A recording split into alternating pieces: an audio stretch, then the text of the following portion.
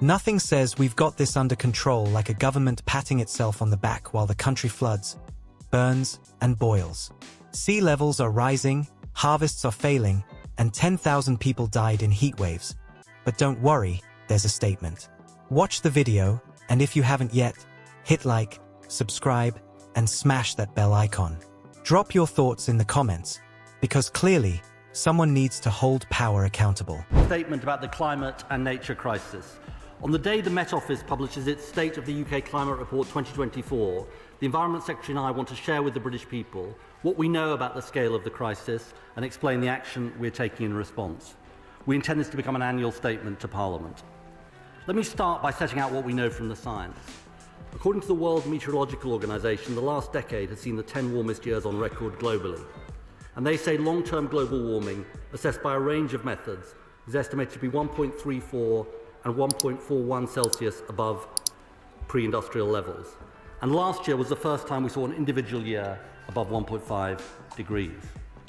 Today's Met Office report shows that in line with what is happening globally, the UK's climate is getting hotter and wetter with more extreme events.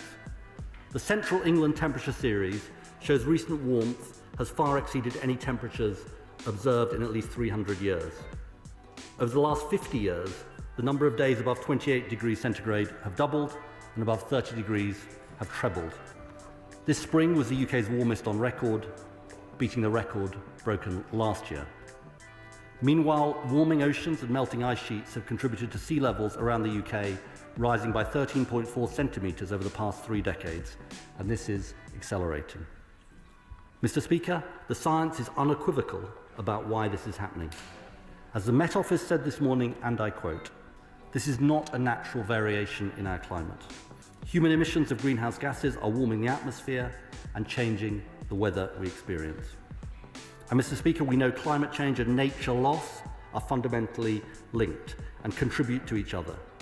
Globally, we are losing species at a much faster rate than at any time in human history. Here in Britain, a quarter of our mammals and nearly half of our bird species are currently at risk of extinction, with birds like starlings, turtle doves, and grey partridges under threat. The abundance of species in England has fallen by an estimated third since 1970. And Britain has become one of the most nature-depleted countries in the world. So, Mr. Speaker, the impacts of extreme weather and nature loss aren't simply a future threat to our country. They are already here and having impacts on our way of life. We know heavy rainfall made last year's harvest the second worst in at least 4 decades, costing farmers hundreds of millions of pounds.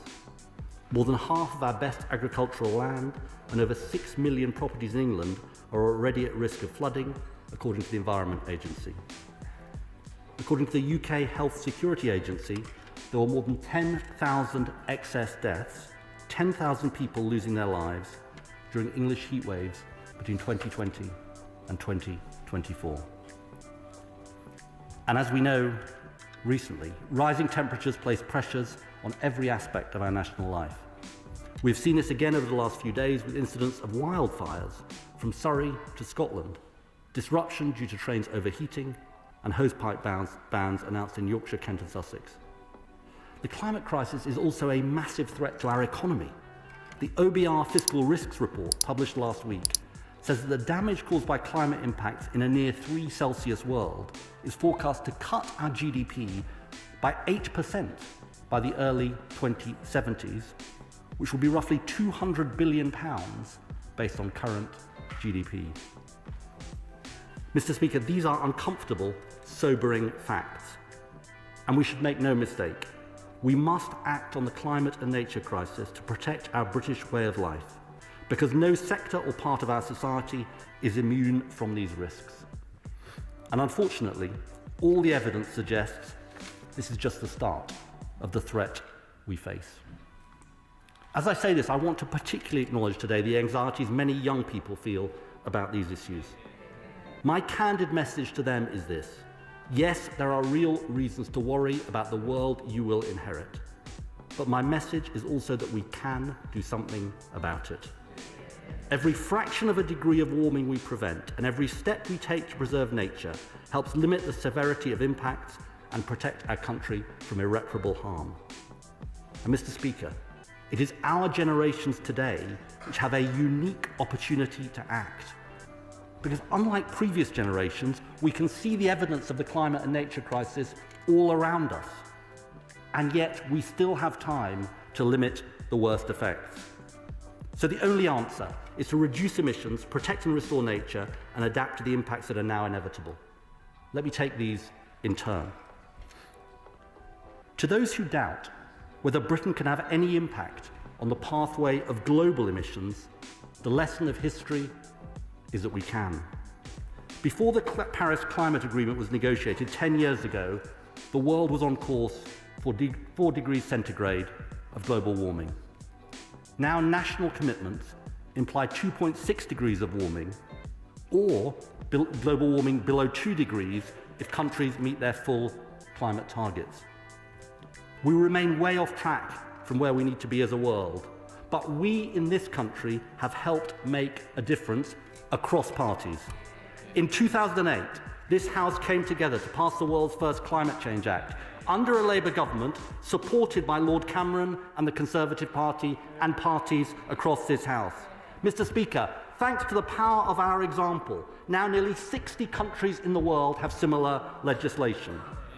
In 2019, under Baroness May, the UK became the first major economy to legislate for net zero by 2050, supported by the Labour Party and parties across this House.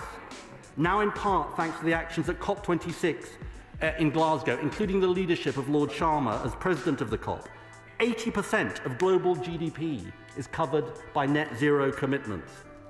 In 2021, England became the first country to introduce a legal duty to halt species decline by 2030, led by Boris Johnson and supported by parties across this House. Now 196 countries are signed up to the global biodiversity framework to halt and reverse nature loss. Mr. Speaker, the lesson is clear. The choices we make as a country have influenced the course of global action, and in doing so reduce the impact of the climate and nature crisis on future generations in Britain. To those who say Britain cannot make a difference, I say you are wrong. Stop talking our country down. British leadership matters. We also know that climate and nature action has huge potential upside, and not just for future generations. It has the potential for better lives today in energy security, lower bills, cleaner air, good jobs, better health and well-being, and improved access to nature. So this government believes in sticking to our traditions as a country of climate and nature leadership. Indeed, turning away now, at this moment of all moments, when the threat and opportunity are clearer than ever, would be the greatest dereliction of duty and betrayal of future generations. That is why one of the government's 5 missions is to achieve clean power by 2030 and accelerate to net zero across the economy. That's why at COP29, we announced a 1.5 degree aligned target for 2035 based on legislation passed under the last Conservative government. That's why we're driving forward on our commitments to protect 30% of our land and seas for nature and halt species loss by the end of the decade. Climate and nature in the UK's history at the spending review, which will drive jobs across the country.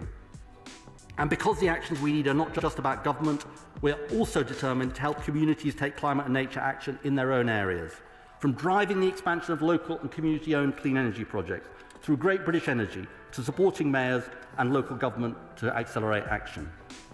And at COP30 and beyond, we're determined to once again use the power of our example to work with others to uphold the objectives of the Paris Agreement, including with ambitious climate targets, action to accelerate the clean energy revolution, and protection of nature and forests.